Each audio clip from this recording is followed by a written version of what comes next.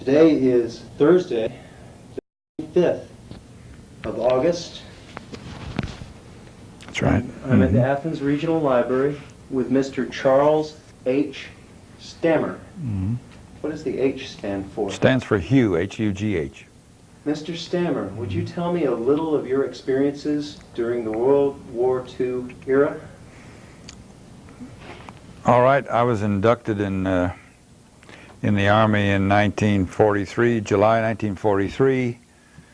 Had the infantry basic at Camp Atterbury, Georgia. Or at Fort Benning, Georgia. And then in January 1944, I was in the Army Specialized Training Program and was sent to Auburn University to train as an engineer. It was supposed to be a 7-quarter program. After 1 quarter, they closed it down, and we were all sent to various divisions. I was sent to Camp Atterbury, Indiana, with the 106th Division, which was actually training to go to the Pacific at the time. That was in April of '44. We trained all summer. In the middle of the summer, we switched over to training to go to Europe. And in November of '44, we were sent to the coast and took a 7-day trip overseas and landed in England. After a few weeks in England in a Quonset hut, we got on an LST and went across the English Channel to Le Havre, and there was no place for the ship, so we went up the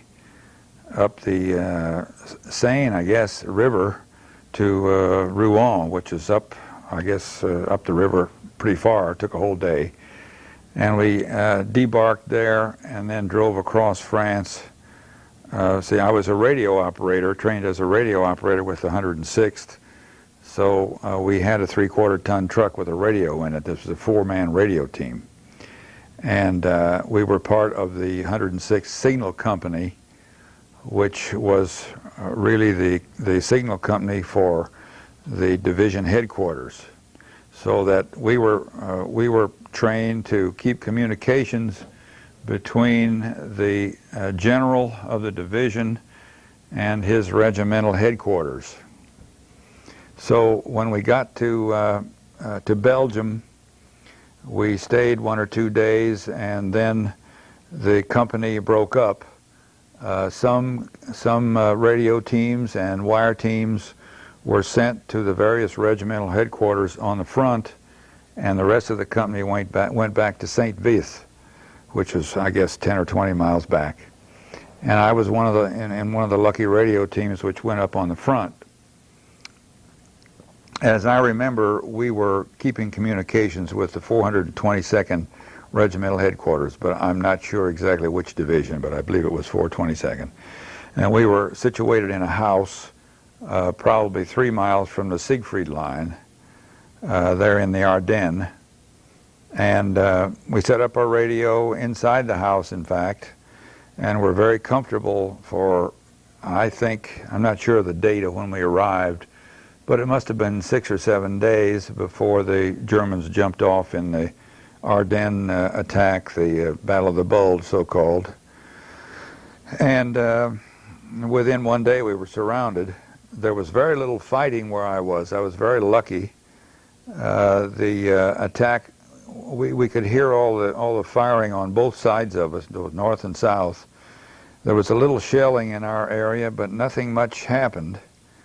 And after within 1 day, the front had moved beyond us, and all the firing was behind us to the west. And we just sat there continuing to communicate with the general, between the general and our regimental headquarters, which was maybe 100 yards away. And on the 3rd day, we got a message from the general saying that he was pulling out and that there was supposed to be relief from a tank division, and a number of relief organizations were apparently on their way. And we got orders then to move up to the Siegfried line. So we got up there and we spent the day waiting until dark, which of course in December was probably 3 o'clock in the afternoon. And we got in the trucks, in a long convoy of trucks, and rode around all night essentially until we finally stopped near a woods. I have no idea where we were. And the word was that in the following morning, the infantry who were accompanying us were presumably going to punch a hole in the German lines to the west, and we were going to try to escape this pocket we were in. The next morning, we all went down to see what the communications were. There was, as I remember, a lieutenant or a captain in charge of this whole convoy of men, probably 400 or 500 men, the regimental headquarters, and I don't know who all was there. Anyway, the immediate word over the radio was that the infantry had been either wiped out or captured. There was no hole in the lines, and we were supposed to we were to get in the convoy and go looking for the other division, which was presumably in the area. We had no idea what way to go, and I don't think the officer in charge knew either. But anyway, we had orders to get in the trucks and hit the road. So we did that, and as soon as we got on the road, we met another American convoy going the other way.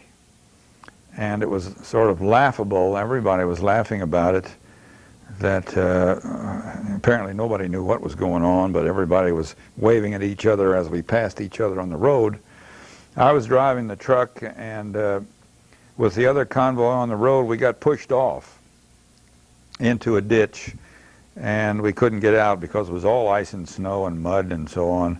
We couldn't get the truck out, so we got off the truck and climbed on top of a 2.5 ton, and it was in our convoy going with it.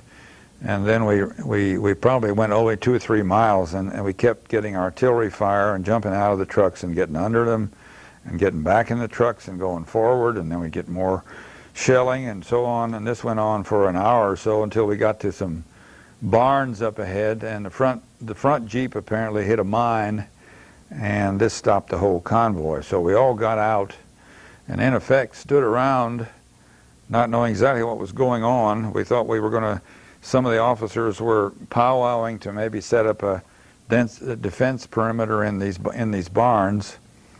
And shortly thereafter, some tanks, German tanks, showed up, and they were on both sides of the road, and there was a large contingent of German infantry. And so a sergeant actually came down the line telling us to get rid of our weapons and put handkerchiefs on our helmets and wait to be picked up by the Germans. So we did that, and in a short while they came along and marched us out into the field there in the snow. And there was a lot of firing still going on around the area, and we were all scared because we got the feeling that they were shooting people instead of treating them as prisoners of war. Anyway, we stood out there for a while, and we went, got marched over into a field. By that time it was getting dark, and they marched us into a field, and we spent the night in that field.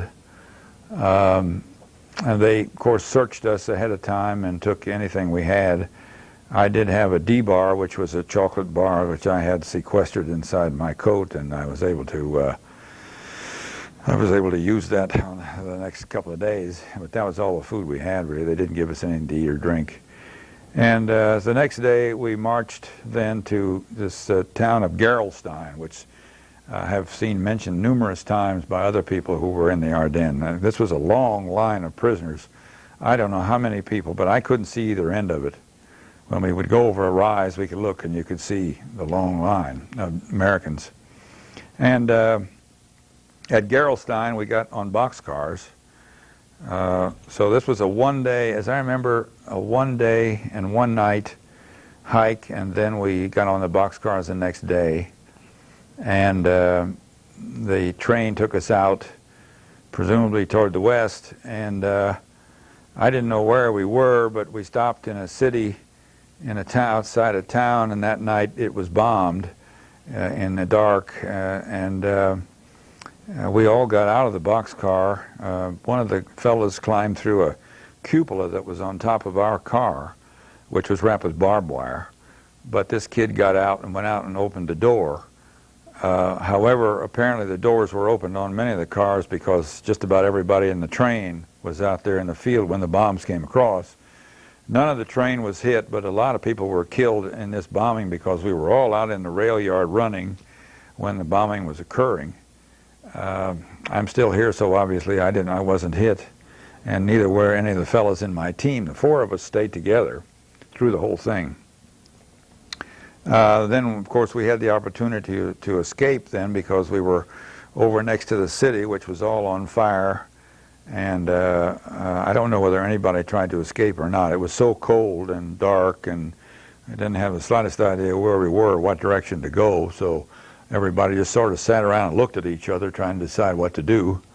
And pretty soon the German guards came across from the train and rounded us up and took us back to the train. And we very docilely went back to the train because it seemed the best thing to do to stay with the crowd. We all thought we were close enough to the front lines, well, probably a day or two's walk, but we all knew that if we got out wandering around alone, we'd probably just get shot up. And so we decided to stay with the train. And we got back on the train, and it took another 5 or 6 days with the train stopping and starting, and obviously some of the tracks were out and we lost our engine, and it was a long, drawn-out process of getting to Camp 4B, which is down near Munich. I think it's at Muhlenberg, according to the map. And they took us there, and we went through this long 2-day process of getting processed in, and then they gave us showers, and of course in those days we didn't know that showers sometimes contained cyanide that was being used, but they gave us showers. By that I mean they took all of our clothing and hung them in a high temperature area where they deloused us. Of course at this point we didn't have lice, we'd just been captured. We were dirty, but we didn't have lice. And but this delousing process occurred, and then we went back outside in the snow nude and went to another camp, another building which had the showers, and they gave us an ice cold shower, and we had some kind of soap that we used. And then they gave us a typhus shot, and I'll never forget coming out of the shower into another room, and right at the doorway I was grabbed by the arm, and some woman in a nurse's uniform stuck a needle into my chest and then pushed me away. And later on we gathered that this was our typhus shot. The room had a fan in it also, I remember, the size of the wall. It filled the whole wall, and this fan was there to dry us off, presumably, because that's how we got dried off. The air from outside came in, whatever temperature it was, probably 10 degrees centigrade or Fahrenheit, came in from outside, and we stood around until everybody got dried off, I guess, and we were all shaking like mad. Then they pushed us back outside, and we went back out in the snow and went back to the building where our clothing was and put it on. And wonderful thing, the clothes were all nice and warm. Anyway, then we slept overnight in a barn, and they finally signed us up to go to barracks. And we got in the barracks, and they settled us in, and there were a whole lot of foreign prisoners there, mostly French, and who had obviously been prisoners for a long time because they seemed very happy. The beds, well, the beds were essentially non-existent. There weren't really any beds. These we were supposed to. These were square boxes, 5 high, in which one had to place slats to sleep for the bottom of the bed, but they didn't give us any slats. So all the new people who had just arrived just slept on the floor in the bottom one. Of course, none of the people living there were sleeping on the floor because that was the coldest part of the room. But we all got places to sleep on the floor, and we only stayed there about a week. We did get fed once a day. We got soup and bread once a day, and in the morning we always got tea, hot tea and maybe some jam on a piece of bread or something in the morning anyway. And then we had soup and sometimes potatoes, and we'd get a fifth of a loaf of brown bread, which meant they gave 5 men a loaf, and somebody had a knife and they cut it up, divided it up. And at that point we were at loose ends because we didn't know anything, and we didn't have any extra food of any kind. There were 2 stoves in the room which were heated up about 4 o'clock in the afternoon, and the people who lived there had food from various sources, and they cooked and ate, and we ate our soup, and that was it. But they got us out of there in about a week because this was a transient camp in which they were dividing up the privates and PFCs from all of the other non-coms. The officers had been separated apparently originally because they all went to officer camps. The officers were segregated from the beginning. All the privates and everybody below officer rank had been in those boxcars, and I guess the officers were probably transported in a boxcar also.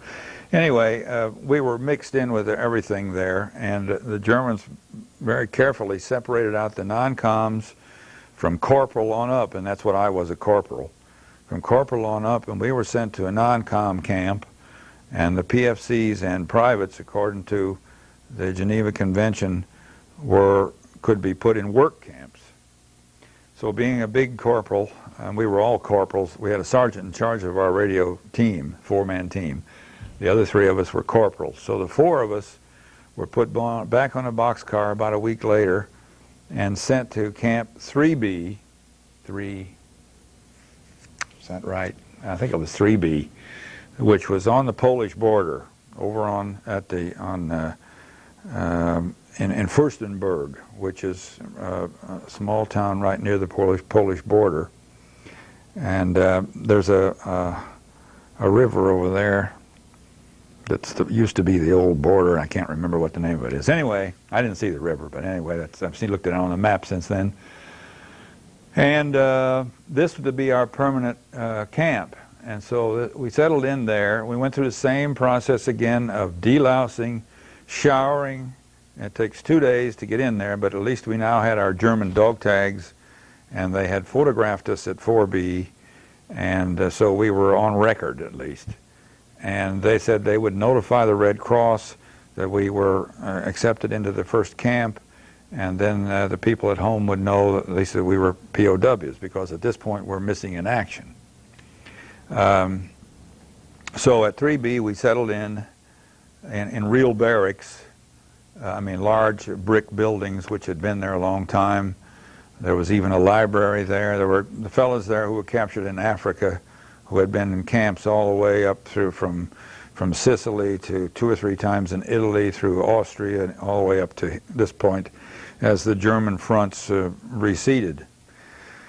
So we had a lot of help talking to people and everything, and we got 1 Red Cross parcel there after about 2 weeks. We're getting the same ration of food, the morning tea and the afternoon soup, and often potatoes and bread. So it was a reasonable amount of food, but the talk always was that the Germans weren't going to feed us very much because we weren't going to be escaping. We wouldn't have enough energy to escape, and that was certainly true. Of course, now we're in January, and it's so cold outside that nobody wants to go anywhere. And everything's covered with snow and ice, and they gave this building probably held, I don't know, probably 100 men. And in this case, the beds were 3-decker, and they stood maybe 8 feet high. There was one on the floor, one in the middle, and one at the top. These were square boxes, and again, required slats. So when we got to this camp, they gave each of us 3 slats and a couple of blankets. I guess we had the blankets and the Dixie pot, which was our food receptacle. We'd gotten those at 4B. I had a spoon, a Dixie, and 2 blankets that I got at 4B. When we got to the second camp, 3B, they issued us these 3 slats. Well, in a bed long enough to hold a man, 3 pieces of wood is hardly enough to support 1 person. So, and of course it was cold, so we put 2 men in a bed. And the bed was probably, I can't remember, but wide enough for 2 bodies on edge. And so with 6 slats, you could arrange enough to support your body, maybe a couple under your head, 2 or 3 in the middle, 1 at your feet, something like that. And each of us had 2 of these very thin, that reminded me of the blankets we gave the dog back home, about the thickness of that. And so we would put 2 blankets on the bottom, and one other fellow and I, must have been Ray Twardzik and I, slept together, and then we put 2 blankets on top, and our overcoats were really the heavy stuff on top. And we made every night we made our pillows out of a field jacket with our shoes rolled up in the field jacket. And this was all quite comfortable compared to riding in a boxcar and standing in the snow. It was wonderful, you know, and we actually got warmed up. And that's when my feet began to bother me. I didn't realize they'd been frostbitten, but my feet really, I had chilblains, if you know what that is. It's sort of it's like when you turn on, when you squeeze a limb until it doesn't have any blood in it, and then when you let go, the blood runs back in, it tingles.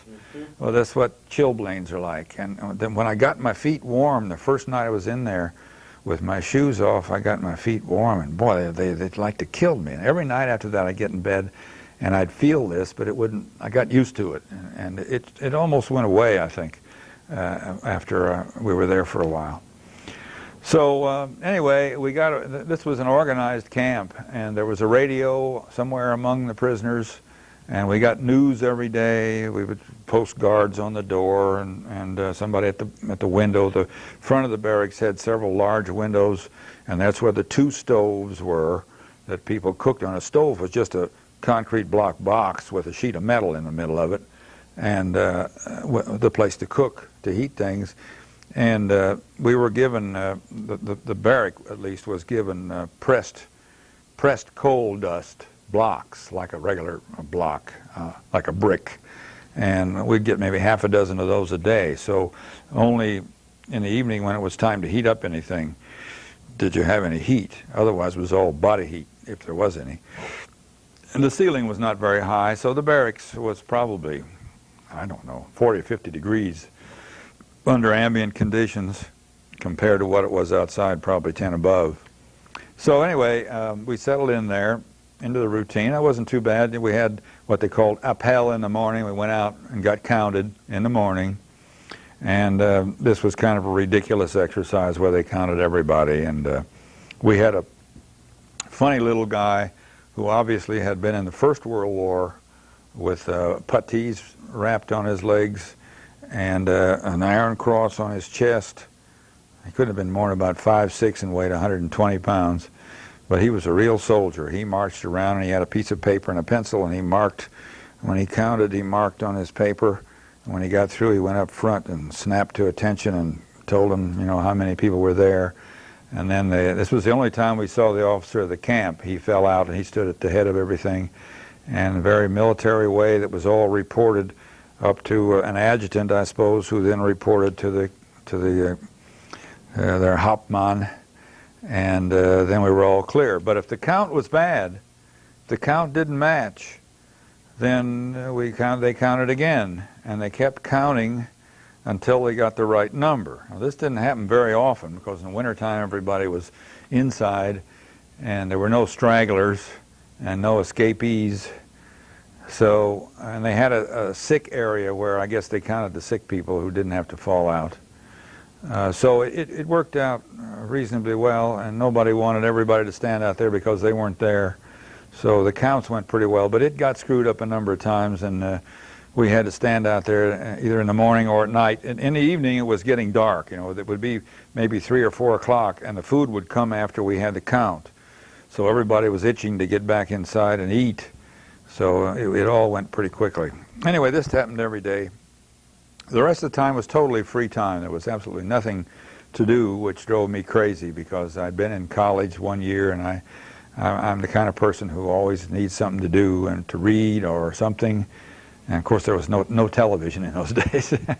Anyway, what was the name of this one, this camp? This was 3B camp. Right. I think they numbered them in various ways, and they all had letters and so on. This was Camp 3B, and So I found a library. They had a small library there. It was mostly foreign language things, but there were some American books.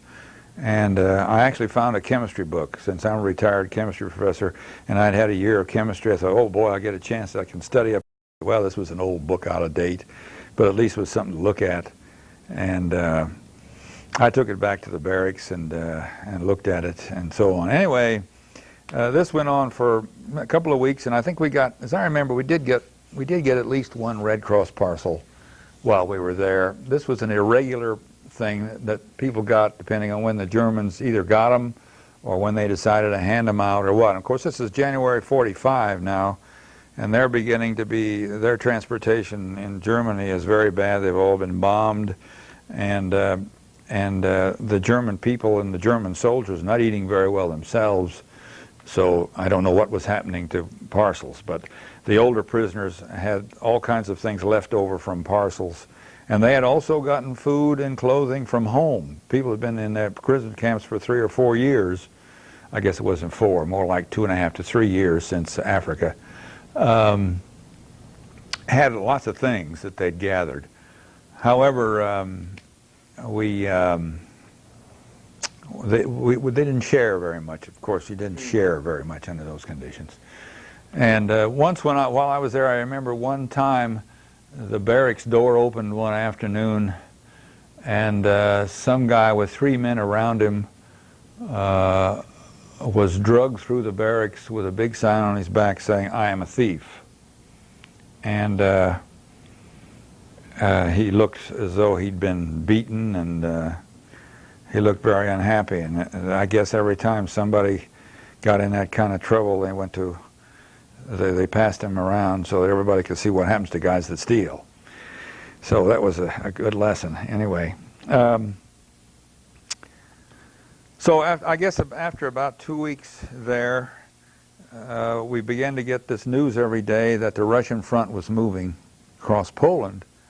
And it wasn't very long that we began to feel the ground vibrating from artillery. And we knew that the Russians were coming. So everybody was feeling great about this. Boy, the Russians are going to get here, they're going to turn us loose. And there was a feeling all over the camp, and I'm sure the Germans, of course, had the same feeling on the other opposite, of course, that the Russians were going to be there in a little while. And this was true. They were moving fast, and every day we felt the artillery more and more, and the ground was bumping, and pretty soon we were beginning to actually hear the guns.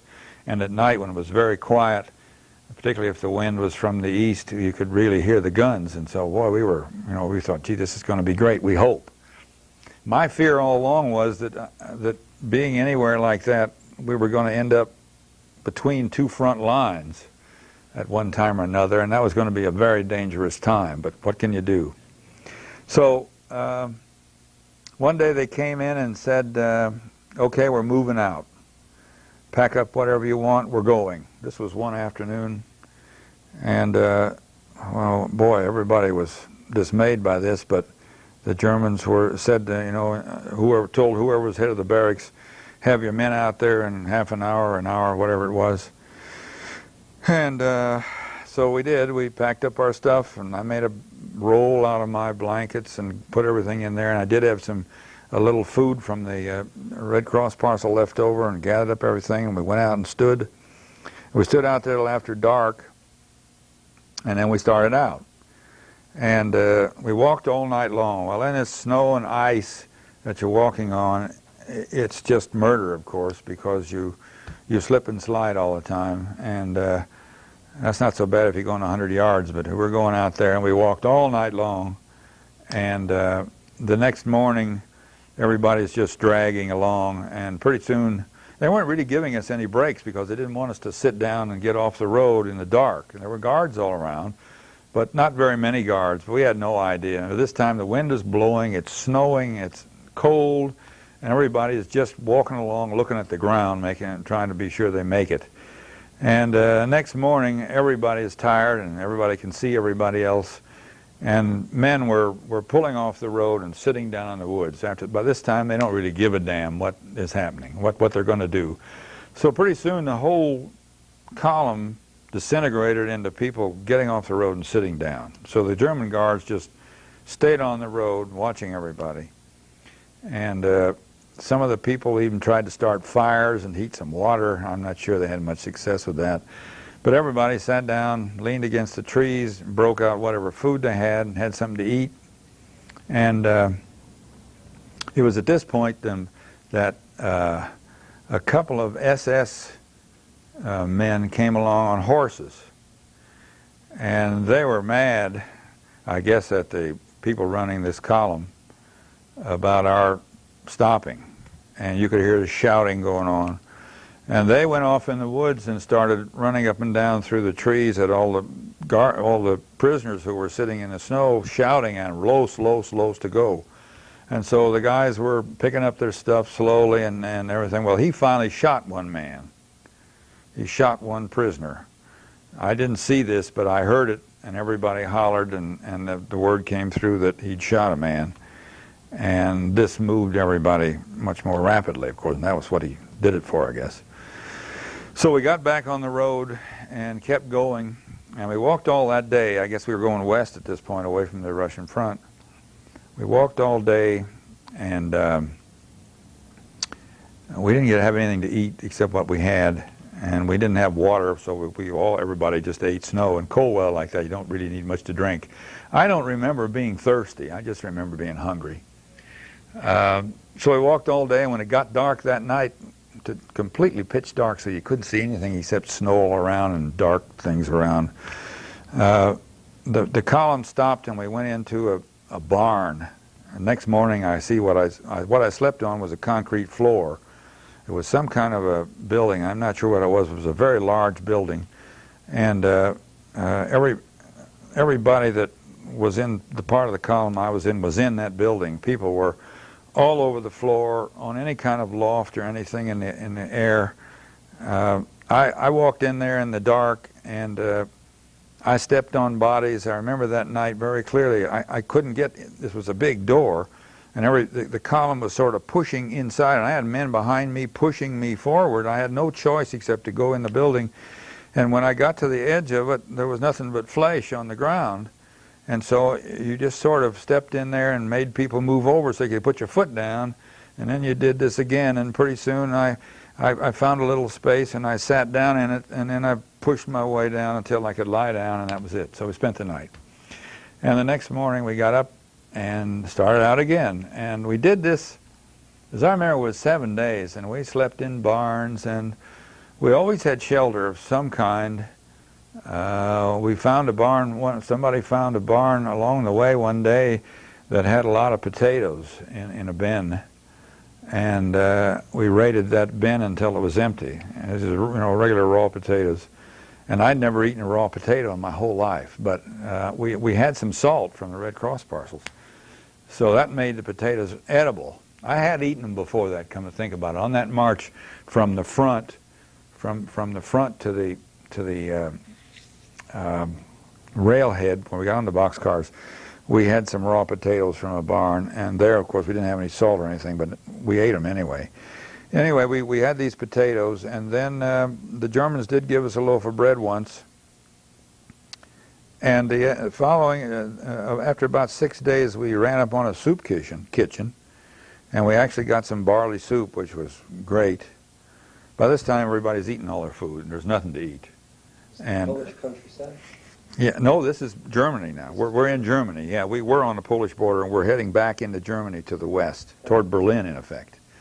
And I've got the list of the names of the towns we went through, because I wrote some of this up after we got settled again, just to get the words down.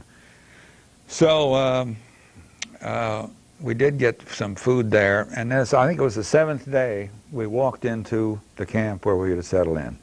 And this was Camp 3A, which is right outside Luckenwalde. Now, everybody has heard the term Buchenwald, but this is Luckenwalde, which is about 30 miles south of Berlin. It's still in what was ended up as the Eastern Zone. It's still to the east of the Elbe River, probably 30 miles, actually, not far from the Elbe River, which was, you may remember, the dividing line between the east and western zones. So we went in there, and they obviously had prepared, they had made an addition to the camp, because the camp was an old camp. It had actual buildings and everything in it, brick buildings like the one we left. But they put an addition on the camp because the tree stumps were still there. They just cleared the area and put a fence around it and put the guards on the fence and everything. They guard towers on the corners. And they pitched tents. The tents were brown camouflage tents, which obviously had been used in Africa, I think, in the sand. And these tents were very large. They put 400 men in a tent. And there were 8 tents there. So 8 times 4 is 32, but they saved one out for a sick bay. And so there were 2,800 men originally moved into these, and these are all Americans, of course, moved into these 7 tents. And the tents were big enough. They had a walkway, a path down the center where the center poles were that held the top of it up. And they slanted down on top, and then there were sides to the tents, probably 3 or 4 feet high, like a circus tent, sort of, only they were rectangular. And on each side, there was enough room for 3 men to lie down head to foot toward the end. So there were, in effect, 3 rows of beds on each side, on the ground. There were no beds, they were just on the ground. And they had put straw in there for us to sleep on. So we moved into a tent and picked our spot. I ended up in the middle row there because I didn't want to be on the aisle and I didn't want to be next to the wall, the outside wall. So we got our beds there, 2 together. The 4 of us stayed together all the time.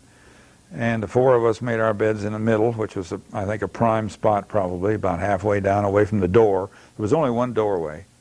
It wasn't airlocked, so every time somebody went in and out, the cold air came in. Anyway, this is what? This is January 25th, maybe, something like that. 20th, somewhere in that neighborhood. 1945? 1945, that's right.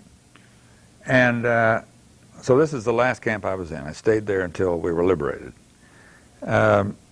Living in a camp was, sleeping on the ground. Now this is where we got the lice. The lice came roaring through in the straw. And within a week we were all lousy. And so we spent a lot of time scratching and going on with the lice. People that smoked and had cigarettes would sit around with their clothes turned inside out, killing louse eggs with cigarettes.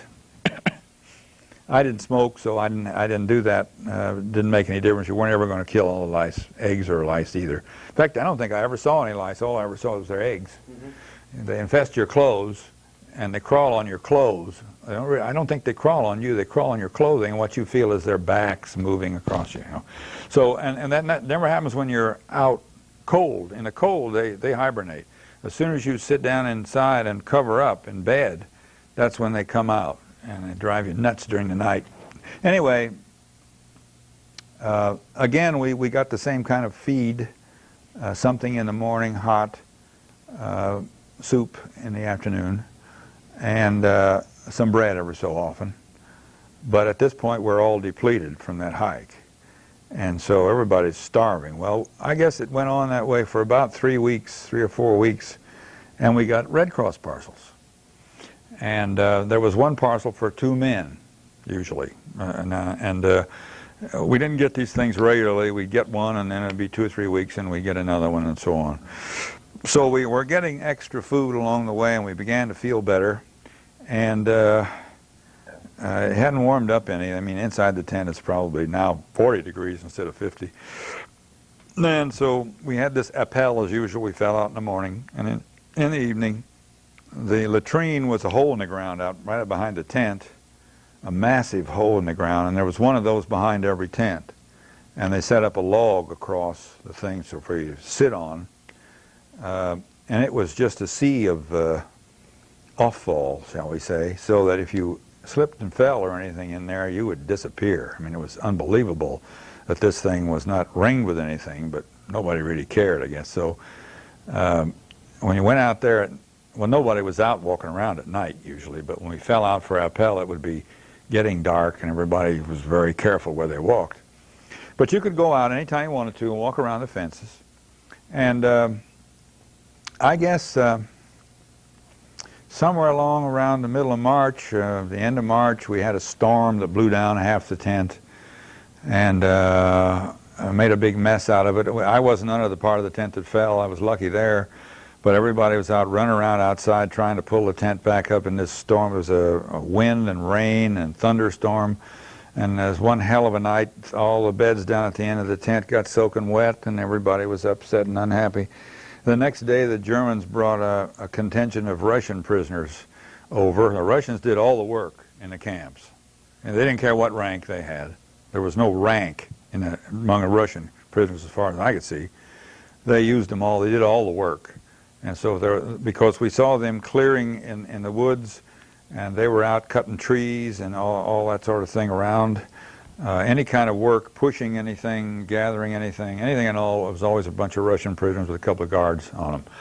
Well, the Russian prisoners came in and they put the tent back up for us. And so everything was back in good shape. Then, actually, right after that, I guess the weather began to break and it began to warm up. And a couple of the guys had a pair of dice. And they'd played off and on, but it was too cold to shoot craps and that sort of stuff in the barracks. Although most everybody was sitting with blankets on them, talking and all that during the day. And I can say that we were only on German rations. You could hear the conversation in a tent all around, and the conversation was all about food. I mean, people were talking about what they used to eat at home and how they cooked this and how they cooked that, and it was unbelievable how the only touch was the war, of course. And actually, there was a radio there somewhere there too, I guess in the old part of the camp, and the news was written up on a piece of paper, and every third or fourth somebody would come in and read us and know what was going on. And we knew when Roosevelt died right away, within like hours. It was on BBC, and whoever was getting BBC would told us about it. What did I start to say about about the dice? By this time, maybe we'd had 3 or 4 Red Cross parcels, half parcels, and so we began to have some things sitting around. Of course, we saved our food out, and we ate one thing at a time, spread it out over the week, because we hoped at the end of the week we'd get another parcel. And sometimes we did, and sometimes we didn't. But at least the 4 of us, were very careful with our food to ration it out. Every once in a while somebody would go crazy. One of the guys in the man group was a little once in a while, and he would say to hell with it, and he'd drop out a can of Spam and eat the whole thing. And we all egged him on, go ahead, but most of us were pretty careful. Anyway, these dice turned into a dice game. When the weather started to get a little warmer, they got some boxes from the guards, I guess. They were Red Cross boxes. Well, I guess they were just empty boxes. We had boxes that were empty. And they set up a formal dice game. The guy that owned the dice was the house man. And people started betting their food from the Red Cross parcels. There was no money. The main money was cigarettes. Everything had a cigarette value. The Red Cross parcels had 5 packs of cigarettes in them. And so everything had a cigarette value. That was the money in the camp. Even when we got there, of course, that was true in all the camps, as far as I know. But the main cigarette source was Red Cross parcels. There were other European cigarettes apparently around, but nobody wanted those. Everybody wanted Lucky Strike, Camels, Chesterfields. I think that's the only 3 I can remember. But it was interesting that they got this thing going. And it was amazing how people would bet everything they had. They would lose their share on a Red Cross parcel in a couple of hours, or they'd buy stuff and feel rich. But ultimately, of course, the dice get you if you do this. And the guys who were running the show, running the gambling, were rich men. I mean, they had boxes of food and stuff. And so as soon as there were a few rich men in the place, the prices of everything went up, because the rich men would pay higher prices, and you could, for a D-bar, as I remember, was 1 pack of cigarettes for a long time. As soon as the dice game started, the crap game started, the price went up to 2-3 packs right away because the guys with the cigarettes could buy, and that's, as you know, economics, that's the way it works. Anyway, and what I wanted to say, one of the guys was in on this. They decided there was a French compound and a British compound across the fence on the inside. And it was a double fence, and a guard walked down the middle between the two fences. And there was a doorway on our side and a doorway on the other side, but the doors didn't mesh. One was way the other way.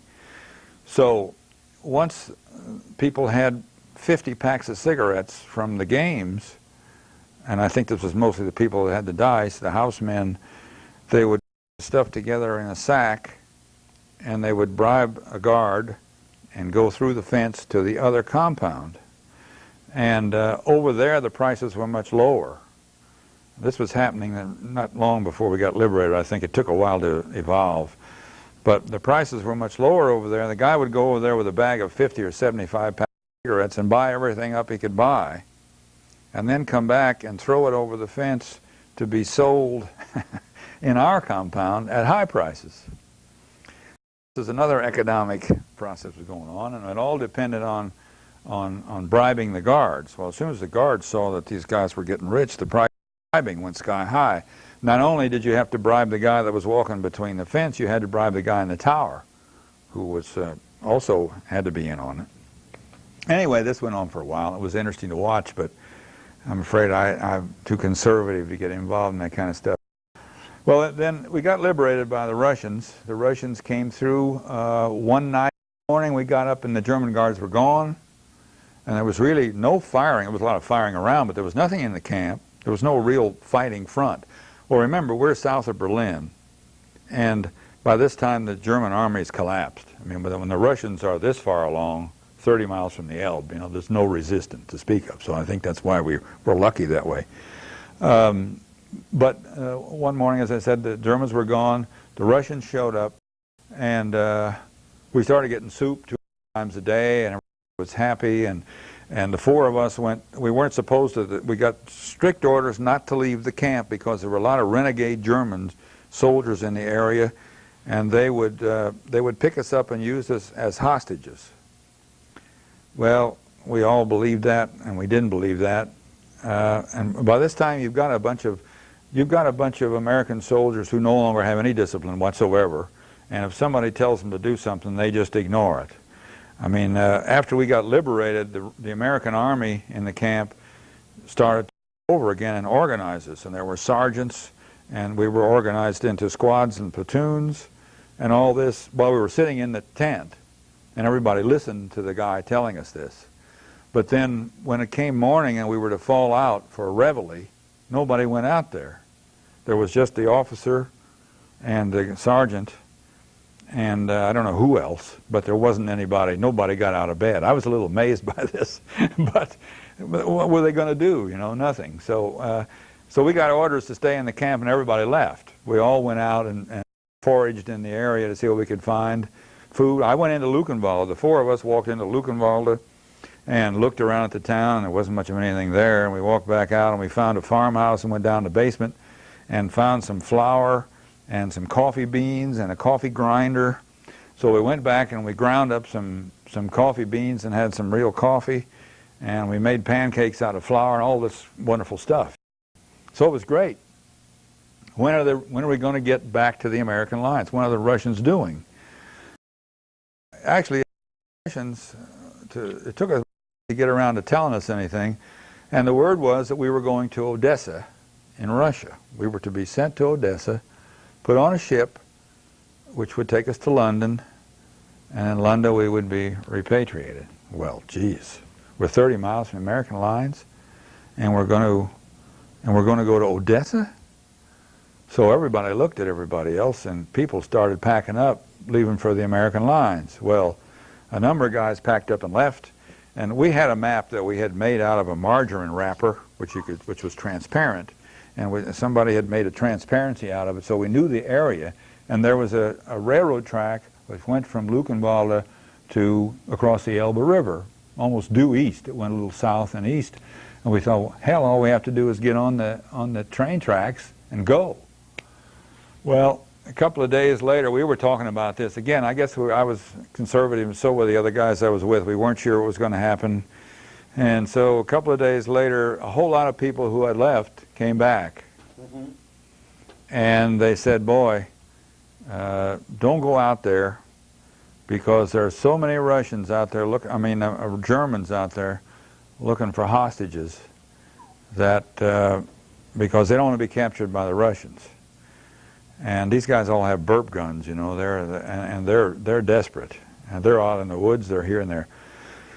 Some people looked really bad. They'd gotten captured by some of these guys, and they were in bad shape. They'd been drug around here and there for the last 2 days with no sleep and everything. So we got even more conservative. We thought, boy, you know, this is bad. And then the Russians came in and said, we're going to send you to a German Air Force base where there are barracks. We're going to put you up in the barracks and feed you nice until we can get you some trucks to go back to Odessa.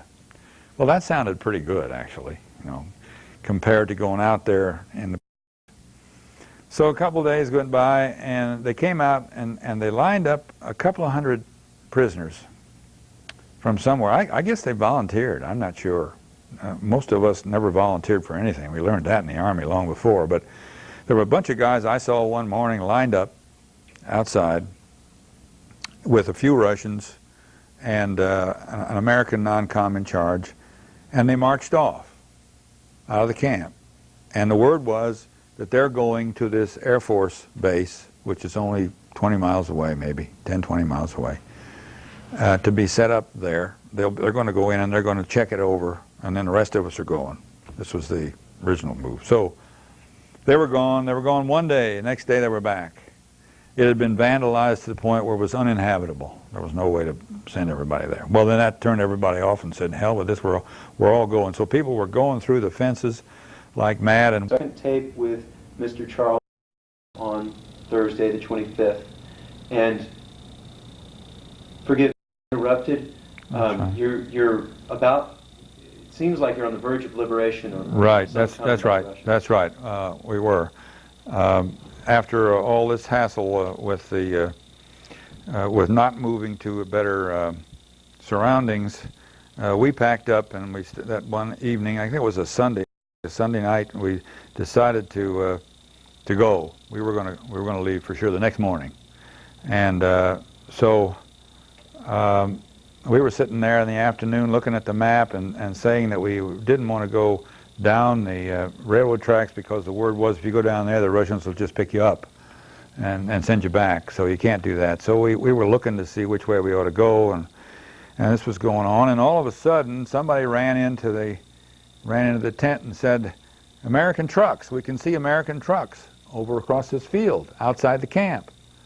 So everybody ran out and looked, and the American trucks were out there. These were tremendous. These were 5-ton trucks with no tops on them. They had walls, wooden walls on them. I guess they must have been used for carrying, items of food and so forth. I don't know what. I'd never seen supply vehicles. Yeah, I'd never seen vehicles that big before. But they weren't in the camp. They did not come into the camp, and we'd had the word before. The Russians wanted to register us, and the word was it was $50 a head. They were going to get $50 a head for all the prisoners, and so we had the word from the officer people to keep a line of people up there registering for them all the time and keep them happy, but don't rush up there to register, because we don't really want you to register. So. I never did register, but apparently some people did, because we didn't hear much more about it.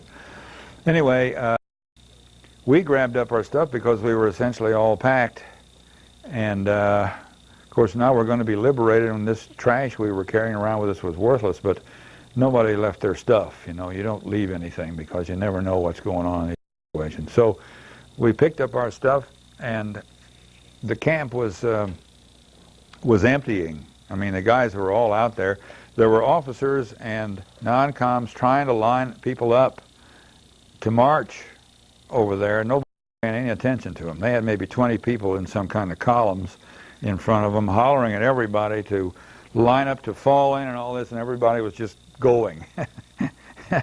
So when we got out there to the fence, and of course the fences had holes in them and had been pushed over and all this, you could see that this line of trucks on the road, and it was across a field. They were probably a mile or so away because they looked pretty small off in the distance. But we didn't care. They could have been 10 miles away. Everybody went running out there. Well, this field, as I remember, was freshly plowed. The German farmer had freshly plowed this thing, and it was all loose soil. And I had just eaten a pot full of pea soup that we had, so my belly was full of pea soup. I never will forget the sensation of running as fast as I could across this plowed field with a belly full of soup sloshing around, wondering whether I was going to make it or not. And I guess I was going to make it or drop dead. Anyway, and there were fences separating the fields. It turned out to be several farmers' fields away, and this was an onslaught of men that they just jumped on these fences, and every one of these fences went down, you know, and the guys ran over them. And we got to the trucks, and we got up on the trucks and filled them to the hilt, standing up. And